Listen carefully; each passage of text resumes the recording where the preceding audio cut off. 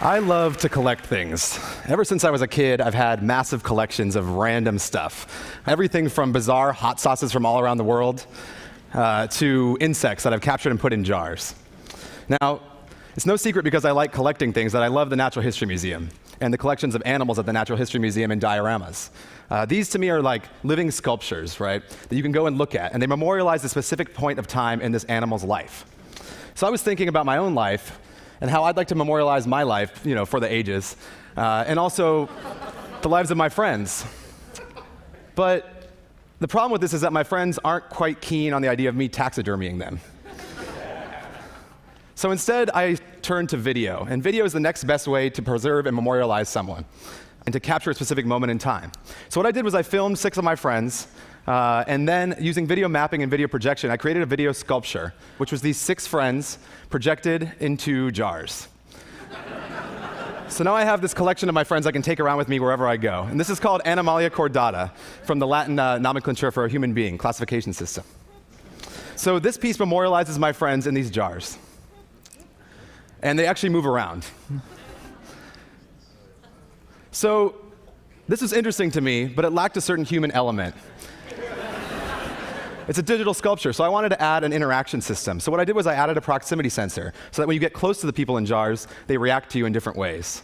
Just like people on the street when you get too close to them. Some people react in terror. Others react and ask you for help. And some people hide from you. So this is really interesting to me, this idea of taking video off the screen and putting it in real life, and also adding interactivity to sculpture. So over the next year, I documented 40 of my other friends and trapped them in jars as well, and created a piece known as Garden, which is literally a garden of humanity. But something about the first piece, the Animalia Chordata piece, kept coming back to me, this idea of interaction with art. And I really liked the idea of people being able to interact and also being challenged by interacting with art. So I wanted to create a new piece that actually forced people to come and interact with something. And the way I did this was actually by projecting a 1950s housewife into a blender. This is a piece called Blend. And what it does is it actually makes you implicit in the work of art. You may never experience the entire thing yourself. You can walk away, you can just watch as this character stands there in the blender and looks at you. Or you can actually choose to interact with it. So if you do choose to interact with the piece, and you press the blender button, it actually sends this character into this dizzying disarray of dishevelment. By doing that, you are now part of my piece. You, like the people that are trapped in my work, have become part of my work as well.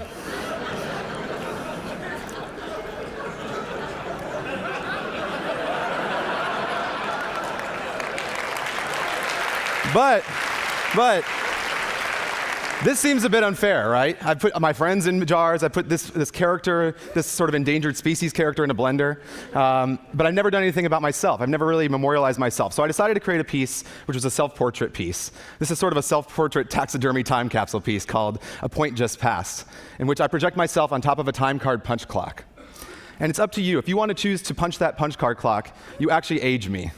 So I start as a baby, and then if you punch the clock, you'll actually transform the baby into a toddler. And then from a toddler, I'm transformed into a teenager. From a teenager, I'm transformed into my current self. From my current self, I'm turned into a middle-aged man. And then from there, into an elderly man. And if you punch the punch card clock 100 times in one day, the piece goes black and is not to be reset until the next day. So in doing so, you're erasing time. You're actually implicit in this work, and you're erasing my life.